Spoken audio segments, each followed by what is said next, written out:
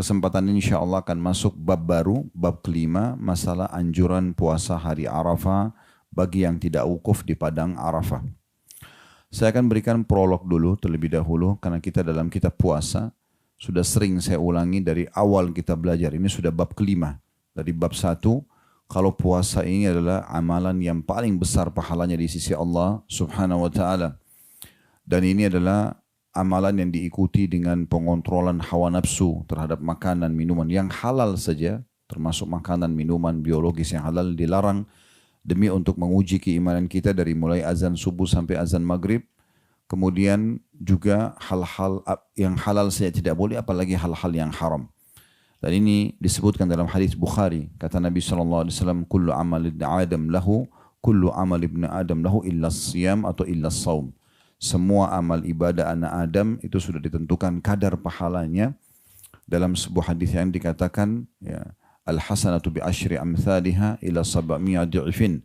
Satu pahala bisa dilipat gandakan 10 kali lipat, bahkan 700 kali lipat. Seperti sholat, haji, ibadah-ibadah umumnya, zakat dan yang lainnya. Kecuali puasa, kata Nabi SAW. Lalu Allah Azza wa Jalla berfirman dalam hadis Qudsi, فَإِنَّهُ لِي وَأَنَا أَجْزِي بِهِ, karena dia milikku dan aku akan balas secara langsung. Jadi usahakan puasa ini selalu terlintas dalam hidup kita. Dan subhanallah di masa kita sekarang ini ada terapi untuk kesehatan ya. Orang melakukan diet dengan puasa. Sebenarnya kita tidak harus tunggu penelitian dan penemuan seperti ini. Dari dulu, dari 1400 tahun yang lalu, Allah Subhanahu wa taala sudah memerintahkan kita untuk berpuasa. Selain puasa wajib setahun sekali, Ramadan, kita juga dianjurkan untuk menjaga puasa-puasa sunnah. Jadi bagaimana kita menjaga puasa Senin, Kamis, puasa Ayyamul Bid, 3 hari setiap bulan, puasa yang sudah kita jelaskan pada pertemuan yang lalu ya. Di bab yang lalu juga kita ada puasa 6 hari bulan Syawal. Dan kesempatan ini kita akan bahas puasa hari Arafah, tanggal 9 Zulhijjah. Kemudian juga ada di bab yang akan datang puasa Tasu'a dan Ashura, atau puasa pada bulan Muharram, tanggal 9 dan 10 Muharram. Lalu juga ada bab setelahnya nanti akan membahas puasa di bulan Sya'ban. Dan sekian banyak tentunya dalil-dalil yang menguatkan semua ini. Anjurannya kita berpuasa, dan puasa ini adalah kesehatan sebenarnya. Kalau kita lihat dalam kehidupan kita sehari, puasa itu adalah kesehatan. Karena mayoritas penyakit itu datang dari makanan yang masuk ke dalam perut kita. Kalau ini bisa dikontrol, maka secara otomatis kesehatan juga akan kita dapatkan. Dan kesehatan itu sangat mahal. Di saat orang lagi sakit, apalagi dirawat, maka di saat itulah dia baru mengetahui nilainya kesehatan. Kita kadang-kadang duduk seperti ini, masih bisa bernafas normal, mata kita masih bisa melihat, telinga bisa mendengar, tangan menjamah, kaki melangkah, dan anggota tubuh yang lain juga masih berfungsi normal. Biasanya karena nikmat ini sangat besar, maka menjadi kecil karena setiap hari kita bisa nikmati. Orang akan merasakan nikmatnya itu pada saat dia sakit. Makanya dalam kehidupan manusia ini, Allah Subhanahu wa taala lintaskan penyakit agar dia menyadari berapa besarnya nikmat tersebut. Ya. Nabi SAW mengatakan, nikmatani maghbunun katsirun minan nas. Ada 2 nikmat yang banyak luput dari manusia. Mereka tidak peduli dengan nikmat itu. Al-faragu was-sihha. Waktu yang lowong dan juga kesehatan. Jadi ini luar biasa gitu. Ya, ini nikmat yang sangat besar. Di saat Bapak Ibu ada waktu lowong, itu bukan untuk dihabiskan dengan hal-hal yang kosong. Tapi diisi dengan hal yang bermanfaat untuk menambah catatan amal soleh kita pada hari kiamat. Ya, jadi kalau lagi waktu kosong tidak perlu cari kontak atau nama di kontak kita, kemudian mencari siapa teman yang punya masalah, kemudian tanya apa kau mau curhat atau tidak, itu nggak perlu. Ya, karena itu membuang-buang waktu. Ya, padahal sebenarnya waktu lowong kita kebetulan hanya pada saat itu saja. Mungkin sesaat kemudian, sejam, sehari, kita akan sibuk dengan banyak kegiatan kita. Dan masih banyak PR-PR yang belum kita lakukan. Saya memperbanyak zikir, menambah ilmu agama, memperbanyak ibadah-ibadah sunnah. Mungkin silaturahim keluarga, mungkin bakti sama orang tua, dan segala macam hal yang bisa kita lakukan yang harusnya kita isi di waktu kosong. Nah, begitu juga dengan kesehatan. Jadi kesehatan ini harus dijaga, bukan dibiarkan hilang begitu saja. Ya, karena dia sangat mahal. Dengan sehat kita bisa beraktivitas ya, semau kita. Ya, maksudnya kita bisa mengatur aktivitas tersebut, bahkan bisa maksimal. Nah, puasa salah satu kendaraan untuk membawa pada kesehatan tersebut. Oleh karena itu tidak ada alasan untuk tidak berpuasa, karena dia sangat dibutuhkan untuk roda kehidupan kita dalam sisi kesehatan. Selain daripada itu juga punya keutamaan yang sangat besar. Keutamaan yang sangat besar. Sebagaimana tadi diantaranya sudah kami sebutkan, dia adalah amalan yang paling besar pahalanya. Mengalahkan semua ibadah yang lain. Kalau ibadah yang lain itu hanya bisa sampai 700 kali lipat, puasa lebih daripada itu. Tergantung kadar keikhlasan Bapak Ibu sekalian. Suasana kita berbuka puasa dengan keluarga di Ramadan atau bersama dengan sanak kerabat secara umum ya, atau misalnya sama teman-teman, kita bisa rasakan kenikmatan menahan haus, dahaga dan lapar di Ramadan lalu buka puasa bersama, kegembiraan itu bisa kita rasakan hampir setiap saat kita, seperti sepekan ada Senin dan Kamis misalnya, terus sebulan sekali ada Ayyamul Bid, apalagi kalau ada orang yang melaksanakan puasa Daud, sehari puasa dan sehari tidak. Dia bisa selalu merasakan kegembiraan yang Nabi SAW mengatakan, lis-shaimi farhatan. Orang yang puasa akan pasti punya dua kegembiraan. Farhatun inda fitrihi, kegembiraan pada saat dia sedang berbuka puasa, karena hilang dahaganya, hilang hausnya. Kita pasti pernah rasakan semua itu, terutama di Ramadan.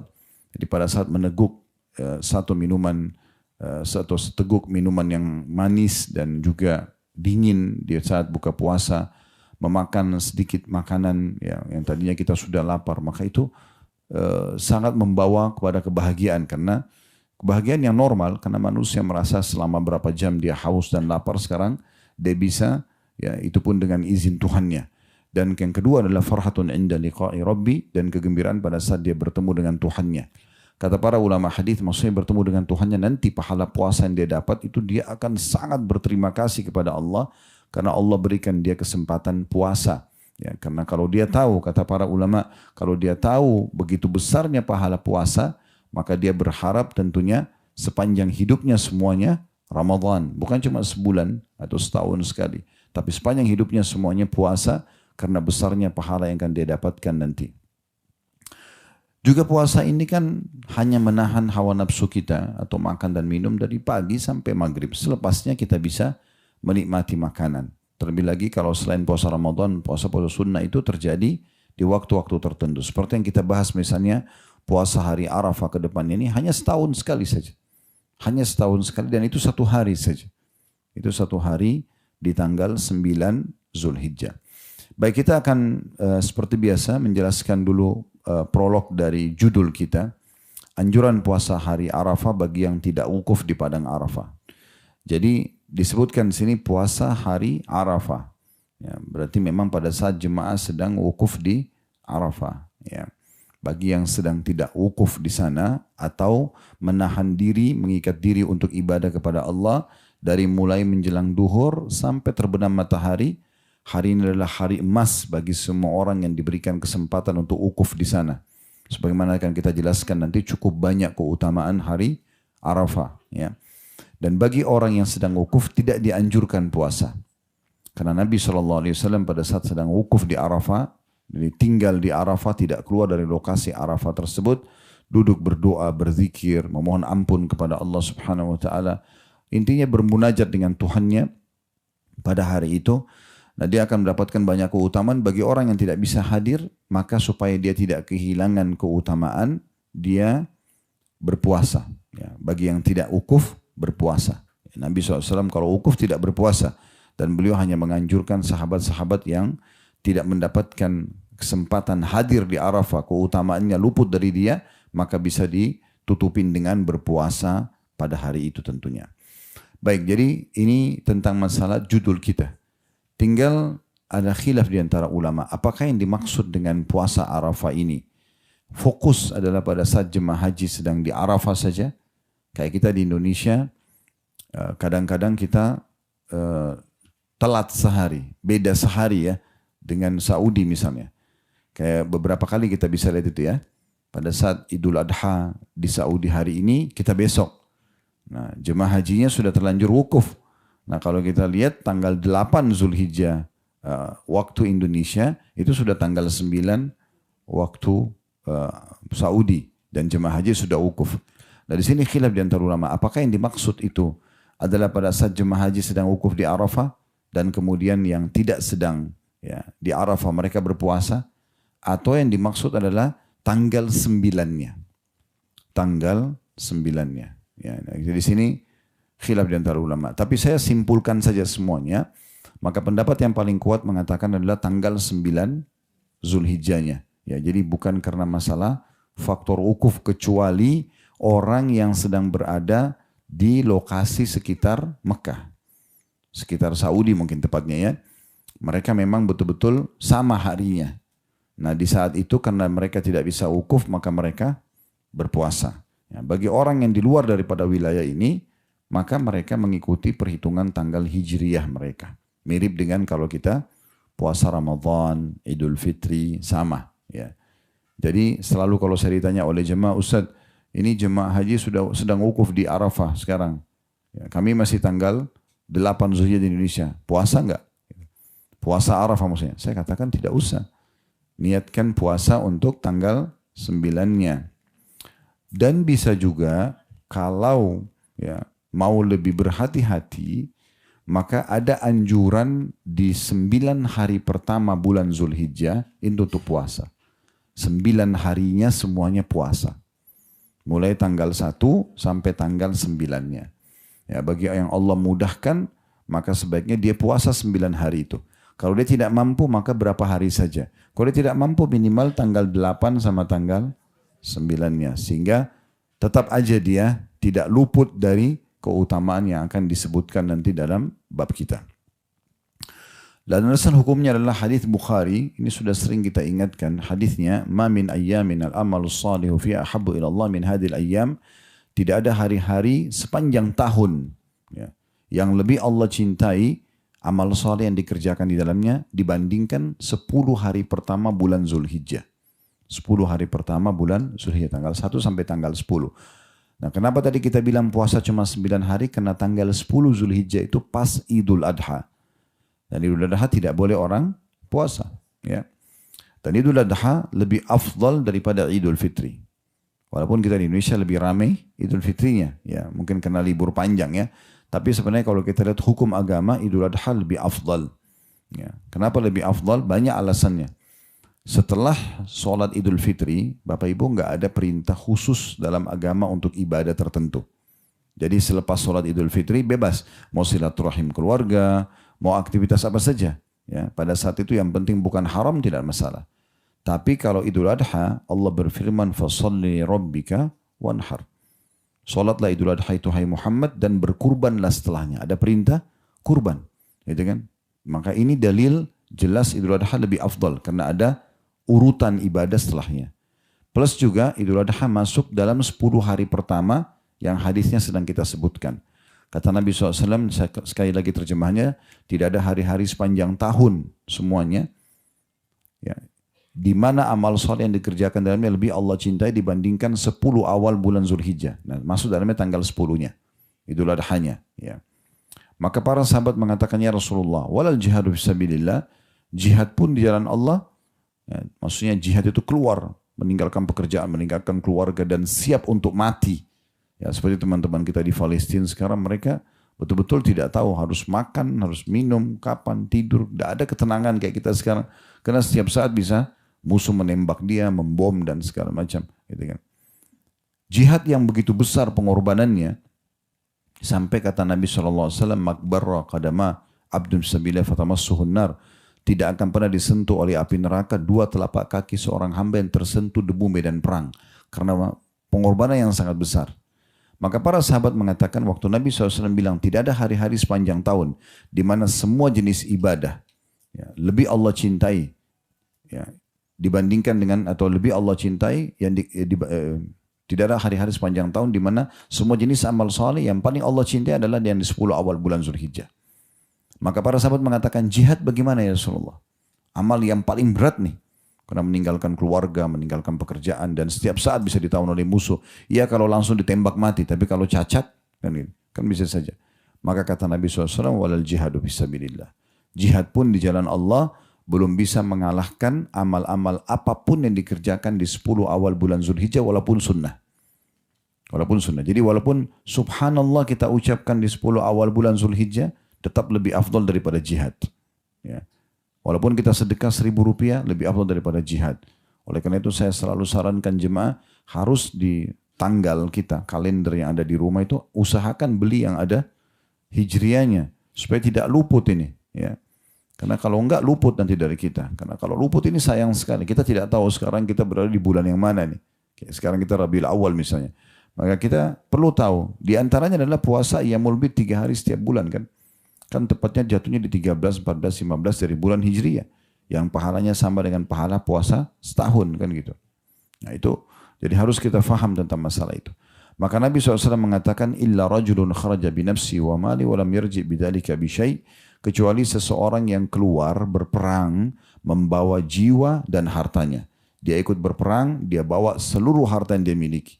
Dia punya 10 miliar, semua dibawa ke medan perang.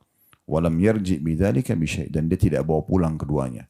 Dia terbunuh mati syahid, hartanya habis diinfakkan jalan Allah, baru sama dengan amalan yang dikerjakan yang paling ringan di 10 awal bulan Zulhijjah. Nah ini pernah kita jelaskan di beberapa pertemuan kita yang lalu, dan insya Allah kedepannya nanti akan ada bab setelah puasa ini kan akan ada bab haji ya. Nanti panjang lebar keutamaan haji itu sendiri, keutamaan hari Arafah ini cukup banyak sekali.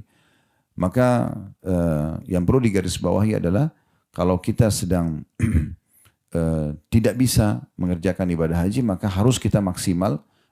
Ibadah yang paling puncak dikerjakan di 10 bulan Zulhijjah adalah haji. Setelahnya kalau tidak bisa maka puasa 9 hari. Karena semua amal soleh lebih Allah cintai gitu kan. Kalau tidak bisa 9 hari maka berapa hari saja kita bisa. Kalau nggak bisa minimal 1 hari di tanggal 9 Zulhijjah itu. Ya. Selebihnya tentu sedekah, ya, membaca Al-Quran. Semua ibadah dikerjakan ini lebih Allah cintai pada saat 10 awal bulan Zulhijjah. Baik, kita akan sebutkan dulu sebelum masuk ke hadis-hadis yang akan kita bacakan tentang keutamaan hari Arafah itu sendiri. Ya. Hari Arafah ini adalah hari pengampunan massal. Hari Arafah itu adalah hari pengampunan massal.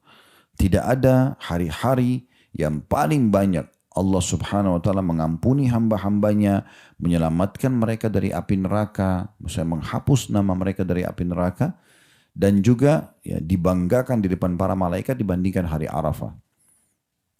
Disebutkan dalam sebuah hadis dari Aisyah radhiyallahu anha, beliau mengatakan bahwasanya Rasulullah SAW bersabda, ini hadis riwayat Muslim, "Ma min yawmin akthara min an yu'tikallahu fihi 'abdan minan nari min yaumi Arafah." Ketahuilah tidak ada hari yang paling banyak Allah menghapus hambanya dari api neraka dibandingkan hari Arafah. Jadi hari itu kesempatan. Baik yang sedang haji, mohon agar selamatkan dari api neraka. Dan orang-orang yang sedang haji pun minta itu. Ya. Karena ini hari yang luar biasa penyelamatan dari api neraka. Jadi maksudnya yu'tiq ini dihapus namanya ya. Kalau Allah kabulkan dia minta agar diselamatkan dari neraka dikabulkan, maka dia tidak akan masuk neraka. Allah SWT akan jaga dia setelah itu dengan amal-amal ahli surga. Kemudian kata Nabi SAW, wa innahu la yadnu thumma yubahi bihimul malaika. Dan ketahuilah di hari Arafah secara khusus Allah mendekat kepada para hamba-hambanya dan membanggakan mereka di depan para malaikat. Ya. Kemudian berkata, fayaqul ma arada haula. Beliau atau Allah SWT bertanya kepada para malaikat, ini hamba-hambaku yang sedang di Arafah ini mau apa mereka? Padahal sebenarnya Allah sudah tahu ya mereka itu mau apa gitu ya. Dalam sebagian riwayat disebutkan, Inna Allah Azza wa Jalla yubahi malaikatahu ashiyata Arafah bi ahli Arafah. Sesungguhnya Allah membanggakan dengan sebesar banggaan yang ada ya, di depan para malaikatnya siapapun yang hadir di Arafah, terutama puncak-puncak panasnya itu ya, di siang hari sampai menjelang terbenam matahari. Fayaqul, maka sambil berfirman kepada para malaikat, unzuru ila ibadi atuni syu'than gubra. Lihat hamba-hambaku ini, mereka datang dalam kondisi kusut penuh dengan debu ya, untuk ya datang kepadaku. Dalam riwayat lain Allah SWT mengatakan, saksikanlah aku telah memaafkan dosa-dosa mereka. Riwayat yang lain juga Allah menerima semua doa-doanya.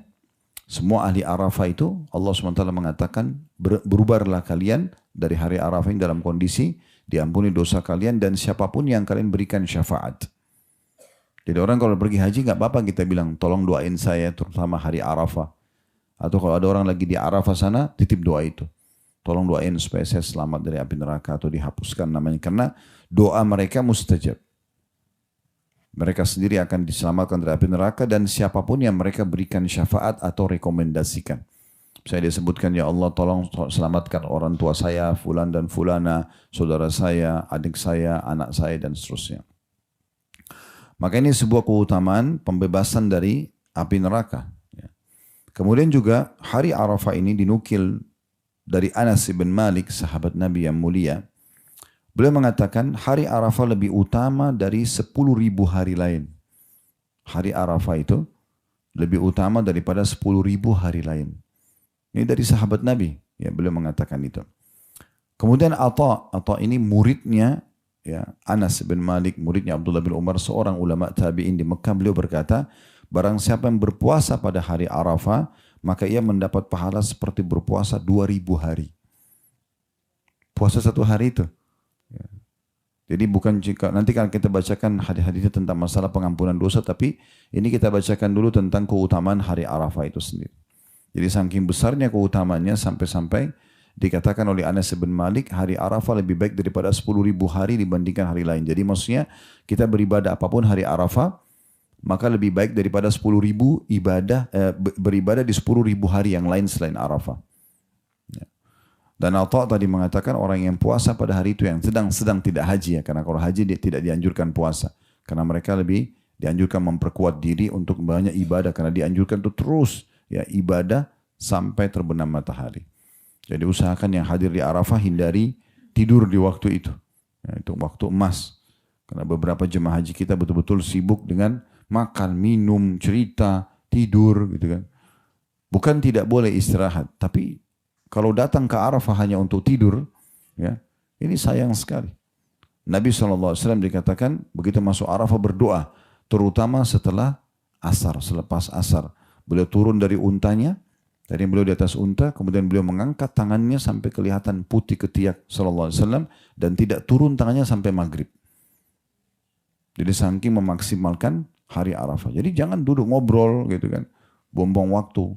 Kalau dengerin ceramah, sesuatu yang bermanfaat mungkin, ya, karena ini waktu mahal hanya sampai terbenam matahari. Makanya jemaah haji setelah dari Arafah ke wilayah Muzdalifah, ya, itu memang waktu istirahat. Nabi SAW sengaja memerintahkan umatnya dan disunnahkan untuk jamak takhir, menggabung maghrib sama isya di malam hari Arafah. Itu pas dikenal dengan malam Arafah, malam Muzdalifah, ya. Kita lewat mulai Muzdalifah itu malam Lebaran Idul Adha. Di situ memang istirahat. Maghrib isya di jamak takhir.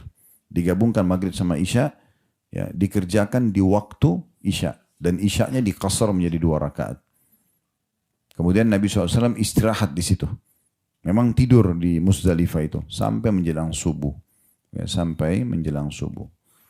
Tentu saja boleh keluar dari Muzdalifah sebelum subuh gitu kan. Tapi kalau mau tinggal sampai subuh itu yang dicontohkan lebih besar lagi pahalanya dari sunnah Nabi SAW. Kemudian juga ya disebutkan dari kejadian Umar bin Khattab radhiyallahu anhu, beliau pernah bertemu dengan seorang Yahudi.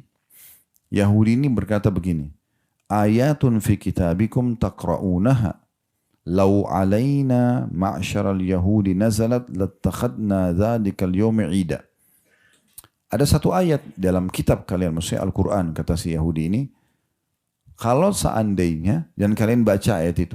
Kalau seandainya turun pada kami orang Yahudi, kami pasti jadikan hari turunnya sebagai hari raya.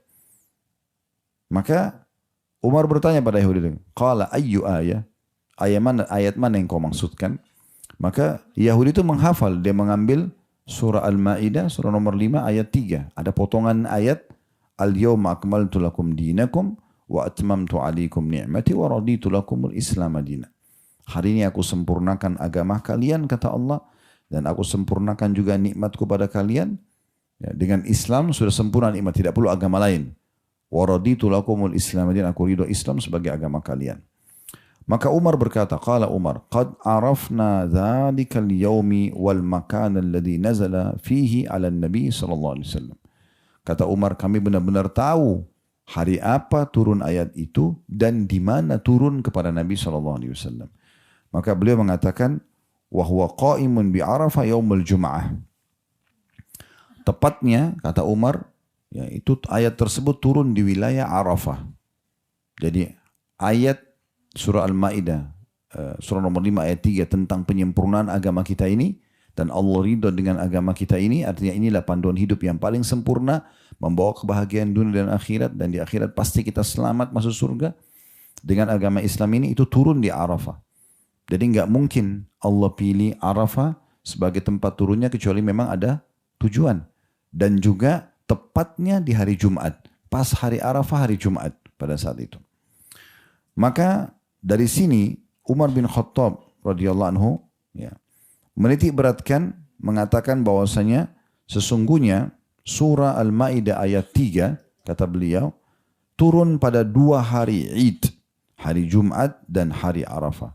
Jadi Umar bin Khattab menjadikan, bukan karena mengikuti Yahudi, tapi menjadikan dan menyarankan hari Arafah dijadikan sebagai hari raya juga.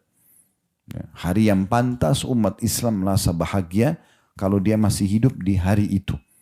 Karena bagi yang haji, dia bisa selamat dari api neraka, dia dibanggakan di depan para malaikat, diterima doa-doanya, dia juga diterima doa siapapun yang dia berikan syafaat, gitu kan. Dan juga disebutkan ya, kalau dia bisa diampuni dosanya seperti baru dilahirkan oleh ibunya, dan sekian banyak keutamaan nanti akan ada di bab haji insyaAllah. Jadi Umar bin Khattab menganjurkan agar dijadikan sebagai hari Id, memang hari raya, hari gembira. Dan bagi yang tidak sedang haji mereka berpuasa, yang akan kita fokus bahas nanti tentang masalah puasanya. Maka beliau mengatakan kedua hari tepatnya turun Al-Maidah ayat 3 itu, surah nomor 5, hari Jumat dan hari Arafah adalah hari raya bagi kami. Akan tetapi hari Arafah adalah hari Id bagi orang yang sedang wukuf di Arafah saja. Sedangkan bagi yang tidak wukuf dianjurkan berpuasa menurut jumhur ulama. Menurut jumhur ulama. Maksudnya dia kan hari Id kita nggak boleh puasa ya. Kan begitu hukum agamanya. Maka penganggapan bahwasanya dia adalah hari Id itu bagi orang yang terutama lagi di Arafah karena mereka sempurna tidak sampai puasa. Nah, bagi orang yang tidak hadir di sana, maka dia gembira dengan kedatangan Arafah tapi tetap dia berpuasa karena tidak jadi Id bagi mereka. Ya. Tetap dianggap hari kegembiraan karena dia hanya Id bagi orang yang hadir di Arafah itu. Makanya saya selalu titik beratkan dan saya ingatkan Bapak Ibu sekalian, walaupun Anda sudah pernah haji, selama ada kesempatan ulangi haji aja terus. Kalau tiap tahun itu tidak ada masalah. Gitu kan. Karena memang keutamaan akan terus terulang. Gitu kan. Sudah dapat tahun lalu, kita akan dapat lagi tahun depan. Kenapa kita sia-siakan? Mumpung masih ada kesempatan. Atha bin Abi Rabah, seorang ulama tabi'in, tadi sempat kita singgung namanya. Ini ulama besarnya Mekah. Ya. Dan sangat direkomendasikan oleh sahabat Nabi Abdullah bin Umar radhiyallahu anhuma. Allah berikan dia umur 100 tahun, dia haji 70 kali. Berarti 70 tahun dia haji. Ya. Setiap tahun sekali gitu. Dan para ulama salaf menjadikan haji itu ajang untuk bertemu bersama dengan orang-orang saleh yang lainnya. Dan sebagian ulama mengatakan bila ada orang yang Allah masih berikan kesempatan untuk haji pertama kali atau yang terulang, sementara dia sudah berumur, berarti Allah inginkan kebaikan buat dia. Di akhir umurnya Allah kasih kesempatan pengampunan dosa. Itu luar biasa. Dan banyak orang yang punya kemampuan tapi tidak pergi haji. Hatinya tidak tergerak.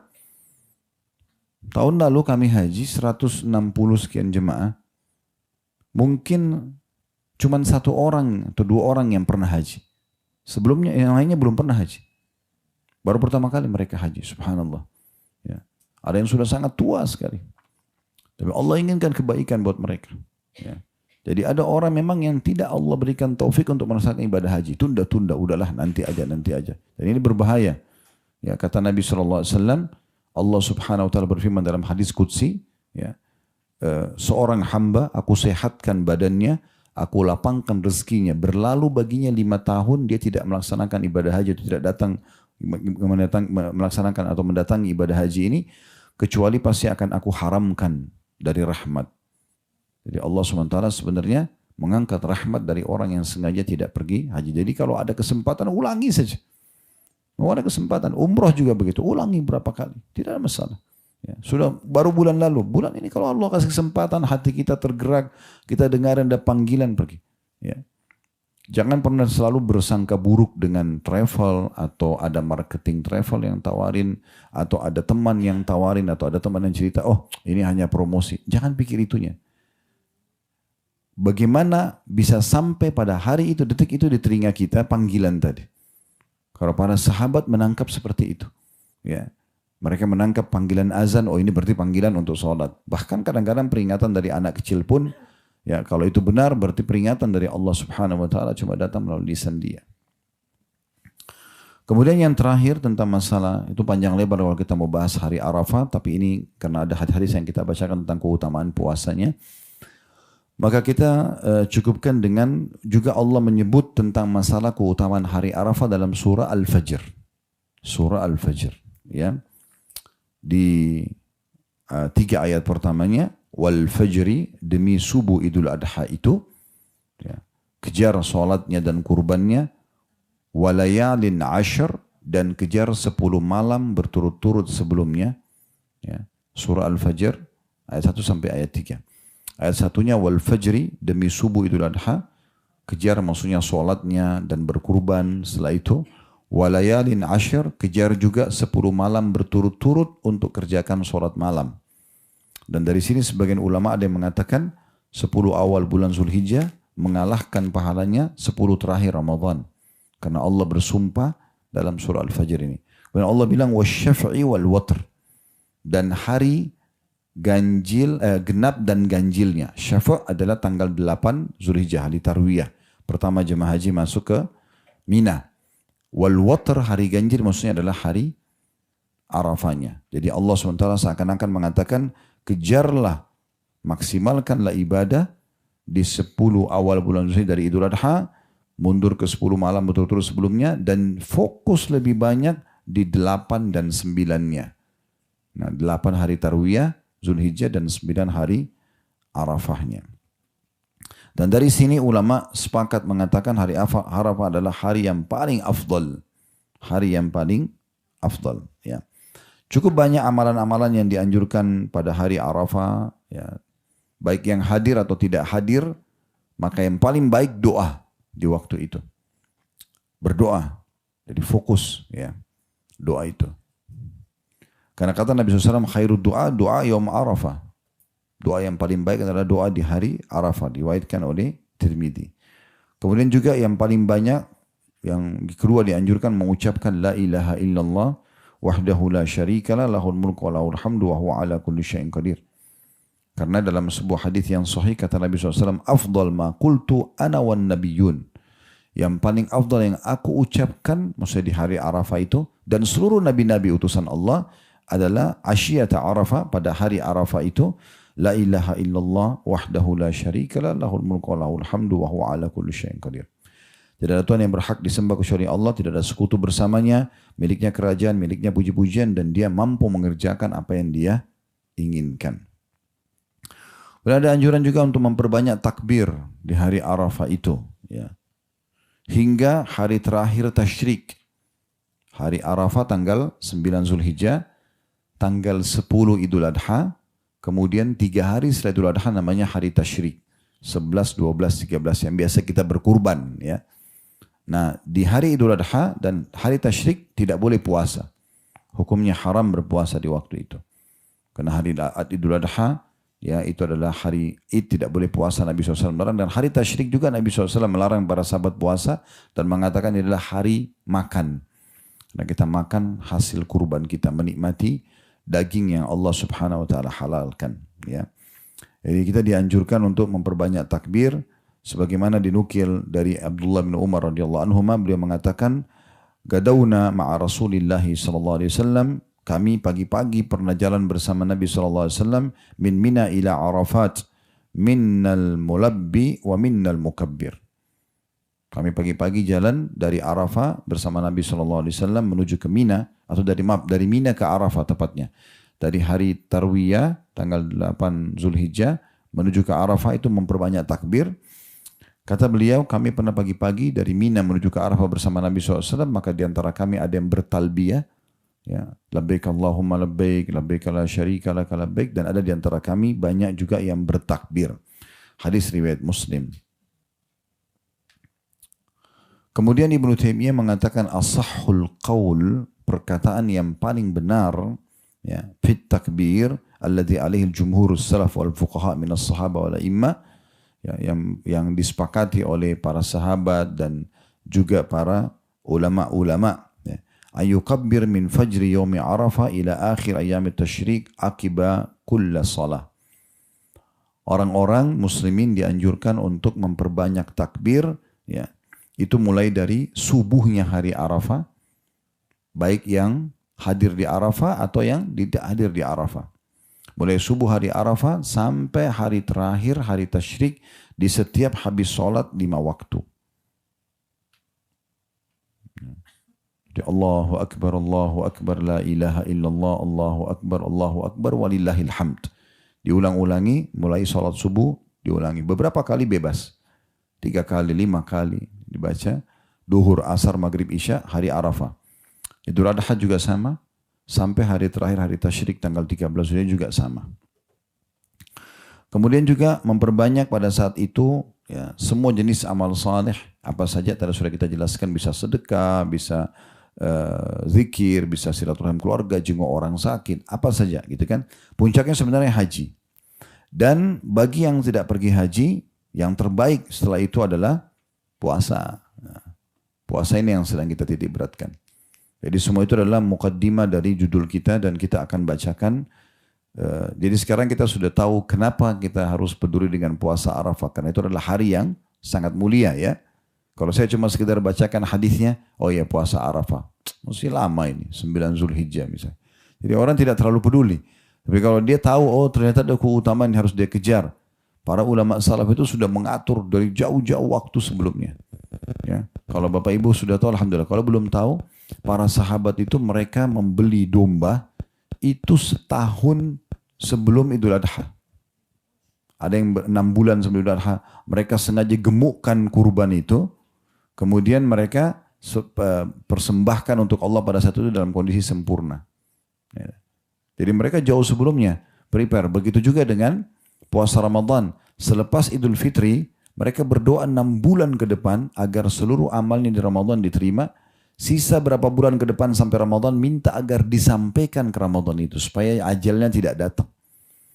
Dia sempat ibadah lagi Ramadan. Setelahnya, kalau meninggal ya sudah. Tapi yang penting Ramadannya nggak luput. Dan mereka prepare jauh sebelumnya. Jadi bukan tiba masa, tiba akal gitu ya. Tapi dari awal. Nah termasuk ikhtiar tadi saya bilang usahakan punya kalender hijriah. Ya, jadi kita garis bawahi. Dan sekarang alhamdulillah sudah cukup banyak saudara kita muslim berijtihad ya. Berusaha menjual kalender bahkan ditandain warna merah. Ditulis keterangan di bawah. Ya, dilingkarin misalnya ini puasa ini puasa ini gitu kan. Baik. Kita akan masuk membaca di halaman 335 kita ini. Hadis pertama. Dalam bab kelima kitab puasa ini, anjuran puasa hari Arafah bagi yang tidak wukuf di padang Arafah. Ada 1A dan 1B. 1A-nya dengan sanad sahih dan ini urutan 1010 dari awal belajar. Jadi yang sudah ikutin dari awal ini sudah 1010 secara urutan Bapak Ibu belajar hadis. Ini selain yang seperti misalnya di sini nomor 1010 ini ada 2 riwayat, 1A dan 1B. Nah cukup banyak dari awal kita belajar dari jilid 1 sampai jilid 3. Ya, buku kita ini cukup banyak kita melihat ya dalam satu nomor urut ada cukup banyak hadis. Jadi sudah ribuan hadis yang dipelajari.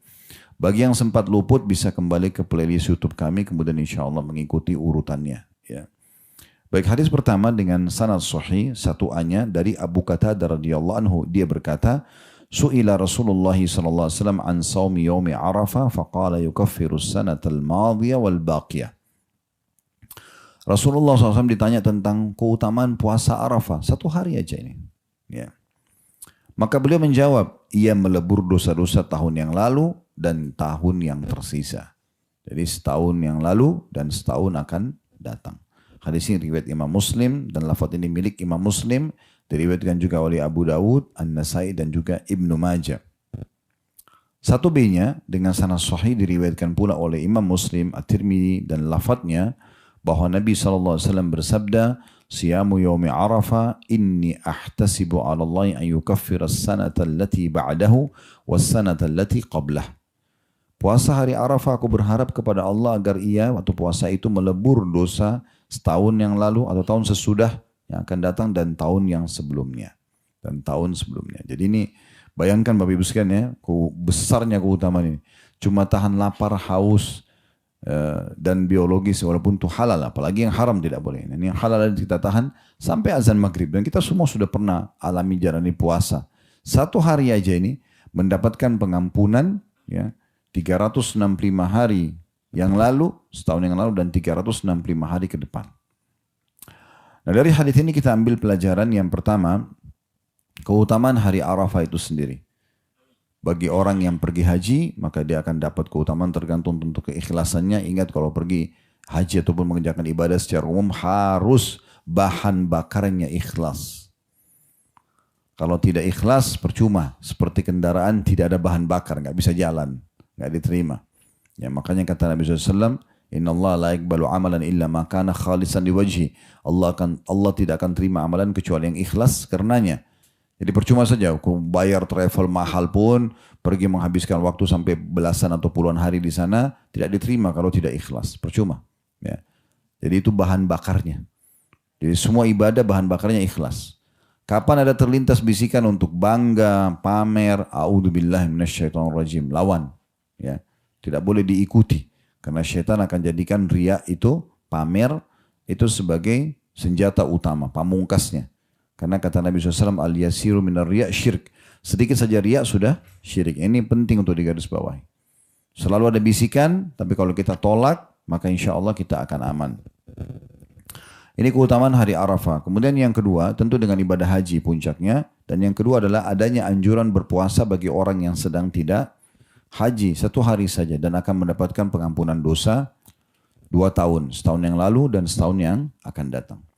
Ada satu mungkin permasalahan yang perlu kita bahas sebelum pindah ke hadis nomor 2 Bapak Ibu sekalian, tentang mungkin terlintas di benak sebagian orang, ya, dia dibisikin syaitan untuk memikirkan poin ini. Ya udah kalau misalnya diampuni dosa setahun yang lalu, apalagi setahun akan datang berarti belum dikerjakan. Sudah dimaafkan. Oh kalau gitu saya buat dosa saja. Misal. Toh juga sudah dimaafkan.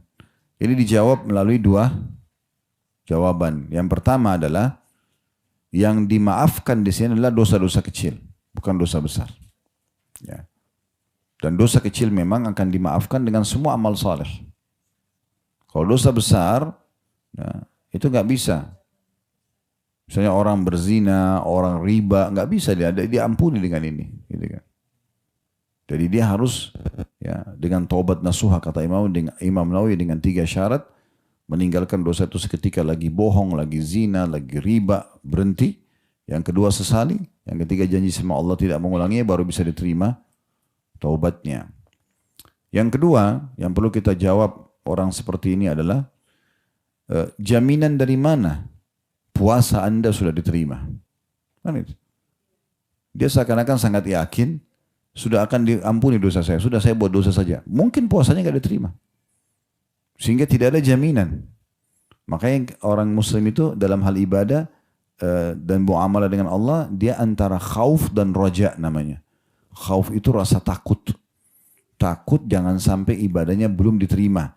Dengan perasaan takut seperti ini, maka dia akan terus saja menjaga ibadah itu. Dia tidak merasa aman ya, dengan ibadah yang sudah dia kerjakan. Maka dengan itu dia selalu rajin buat ibadah. Dan roja, dia berharap Allah terima dengan pahala sempurna. Harus ada di antara 2 ini. Supaya orang tidak menganggap remeh. Ya. Terlebih lagi kalau kita mau tambahkan jawaban yang ketiga, bisa saja ya, dia melakukan dosa sekarang, ternyata dosanya lebih besar daripada pengampunannya. Misal dia diampuni dosa kecil, tapi dia buat dosa besar. Kan gitu. Jadi akhirnya juga Percuma buat dia. Juga kalau kita mau tambahkan jawaban keempat, sebenarnya ada dua jawaban utama tadi, dan kalau ditambahkan, daripada dia buat dosa, lebih baik dia beramal saleh. Kan gitu. Lebih baik dia beramal saleh, karena kalau misalnya pengampunan dosa setahun akan datang, kita nggak pakai tiket itu, kita nggak buat dosa, dia berubah menjadi pahala di timbangan amal kita. Lalu untuk apa kita pakai dia sebagai pembersihan dosa? Toh lebih baik kita jadikan dia sebagai tambahan pemberat amal kita hari kiamat yang menambah derajat kita di surga. Iya kan? Ingat, dosa itu seperti racun, ini perusak. Perusak ini. Jadi walaupun satu gentong ya, susu, kita siapkan misalnya 10 liter, 20 liter susu, kalau ditetesin satu tetes racun, rusak susu itu. Begitu dosa itu. Jadi mungkin kita ini sudah sholat 5 waktu, tutup aurat, pendapatan kita halal, tapi kita buka satu pintu dosa, udah mengacoin semua ini. Makanya biasa kita tetap sumpek, walaupun di rumah tenang, walaupun ada saja masalah. Kenapa? Karena kita buka pintu dosa, kita nggak pernah tahu ini. Bahaya sekali dosa itu. Makanya ulama mengatakan amal soleh itu dipelajari untuk diterapkan. Dosa dipelajari untuk dijauhi. Nggak usah coba-coba. Nggak perlu coba-coba. Oh babi itu haram, saya mau coba dulu rasanya gimana. Nggak usah, nggak perlu. Nggak penting gitu. Baik, kita masuk hadis kedua. Dengan sanad sahih di ghairi, menjadi sahih karena dikuatkan dengan riwayat-riwayat lain, urutan 1011 dari awal belajar. Ibnu Majah juga meriwayatkan dari Qatada bin An-Nu'man radhiyallahu anhu, dia berkata, aku mendengarkan Rasulullah SAW bersabda, man sama yawm Arafah ghufir lahu sanatan amamahu wa sanatan ba'dahu. Barang siapa yang berpuasa hari Arafah, maka dia diampuni tahun yang di depannya dan tahun sesudahnya. Maksudnya tahun yang telah berlalu dan tahun yang akan datang. Dan ini mirip dengan penjelasan tadi. Tapi ini penguatan saja tentang masalah pembersihan dosa. Dan sudah saya bahasakan tadi, ini dosa-dosa kecil ya. Kalau dosa besar butuh taubat nasuha. Di sini ada 5 urutan hadis, kita bacakan semuanya karena mirip satu sama yang lain. Dan setelah ini insya Allah kita akan buka pertanyaannya. Hadis nomor 3 dengan sanad sahih urutan 1012 dari awal belajar berbunyi dari Sahal bin Sa'ad radhiyallahu anhu, dia berkata, Rasulullah SAW bersabda, man sama yawm Arafah ghufir lahu dhanbu sanataini mutatabi'ataini.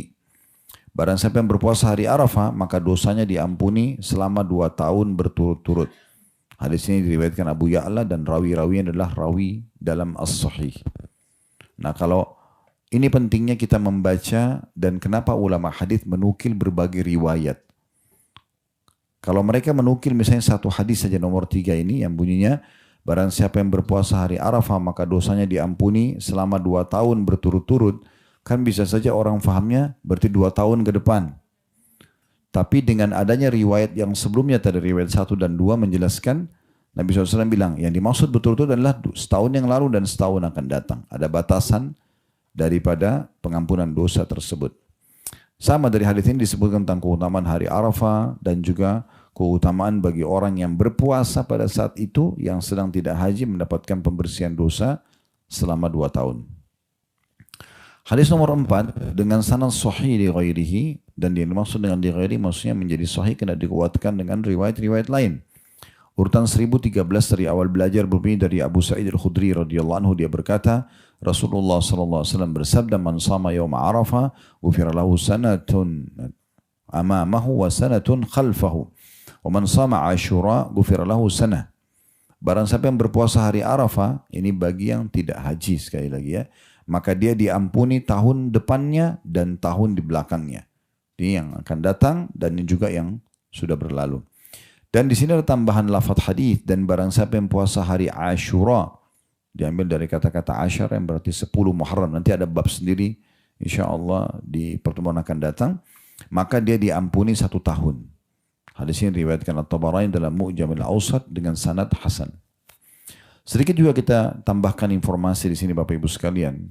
Jangan pernah terkurung juga dengan bahasa atau kata 1 tahun.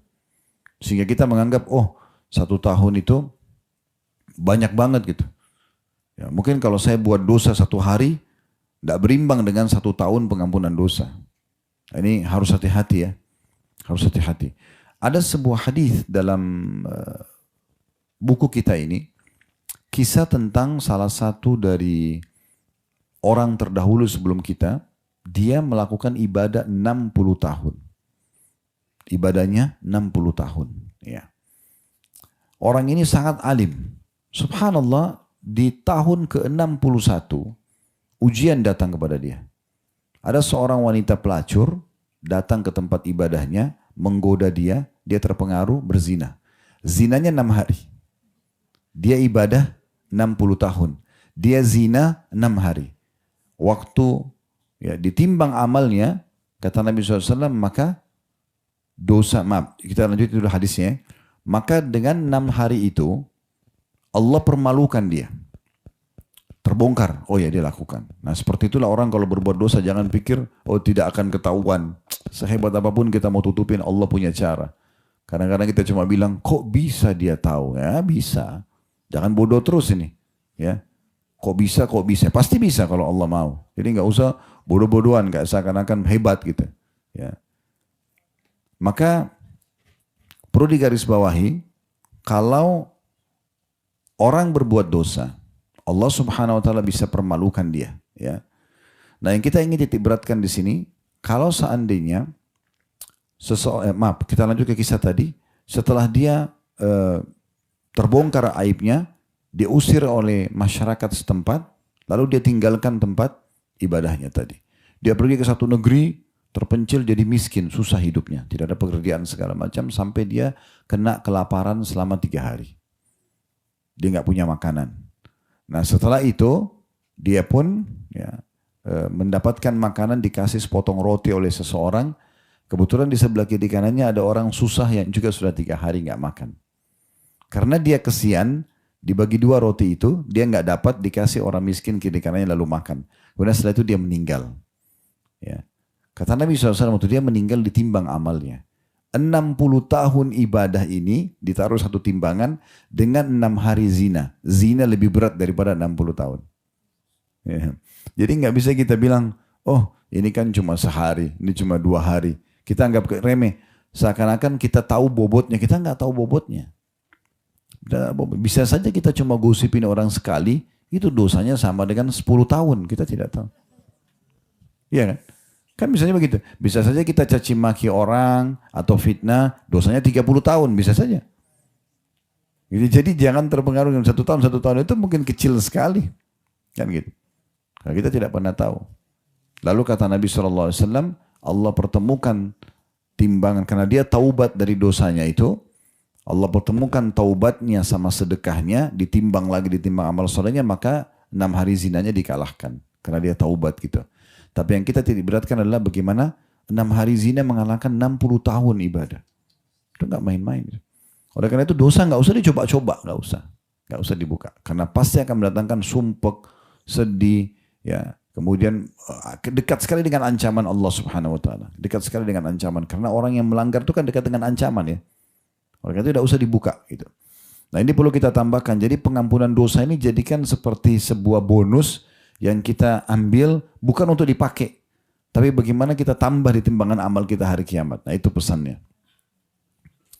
Kemudian hadis yang terakhir, hadis nomor 5 dalam bab kita ini dengan sanad hasan di ghairihi, menjadi hasan karena dikuatkan dengan riwayat-riwayat lain. Urutan 1014 dari awal belajar berbunyi dari Sa'id bin Jubair rahimahullah, ini seorang ulama tabi'in, beliau mengatakan, sa'ala rajulun Abdullah bin Umar an sawmi yaumi Arafah.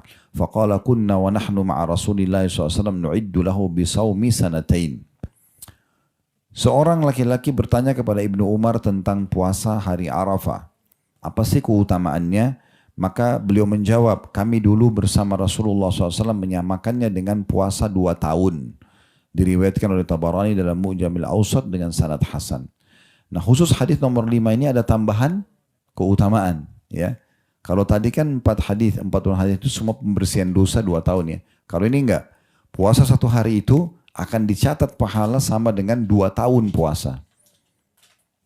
Jadi pembersihan dosa dapat, ini juga akan dapat keutamaan tersendiri. Kalau puasa hari Arafah, makanya lingkarin baik-baik tanggal 9 Zulhijjah itu. Jangan luput puasa, yang itu. Pada saat itu kemudian kita akan mendapatkan, kalau ikhlas karena Allah, jaga kontrol keikhlasannya mulai dari azan subuh sampai maghrib sehari saja, dapat pahala sama dengan 700 hari sekian puasa. Ya, atau 2 tahun berturut-turut. Ini bahasan kita insya Allah, dan kedepannya kita akan masuk bab ke-6, anjuran puasa di bulan Allah Muharram. Dan kedepannya kita akan gabung dengan bab 6 sama bab 7 ya. Karena bab 7 anjuran puasa Ashura itu sebenarnya berpuasa pada tanggal 10 dari bulan Muharram insya Allah. Baik teman-teman sekalian, mungkin sudah cukup sampai sini karena kami juga masih ada program lagi setelah ini. Dan mudah-mudahan apa yang kita bahas hari ini bermanfaat buat kita. Allah jadikan sebagai tambahan amal saleh kita. Dan semoga Allah kabulkan semua amal saleh yang pernah kita kerjakan, yang sedang kita kerjakan, yang akan kita kerjakan sampai menjelang ajal datang nanti dengan pahala yang sempurna. Dan semoga Allah maafkan semua kesalahan-kesalahan kita, dosa-dosa kita, dan Allah ganti menjadi pahala. Dan selalu kita doakan agar negara kita Indonesia menjadi negara yang aman, tentram, damai, seluruh umat Islam di bawah naungan ukhuwah Islamiyah. Allah berikan petunjuk para pemimpin kita agar menjalankan tugas dengan baik dan menjadikan kita masyarakat juga yang gotong royong sehingga menjaga persatuan dan kesatuan serta kemerdekaan kita. Dan semoga Allah jadikan negara kita sebagai contoh bagi negara-negara yang lain. Dan selalu kita doakan saudara kita di Palestina, di Syria, di Yaman, di Irak, dimanapun mereka sedang tertindas.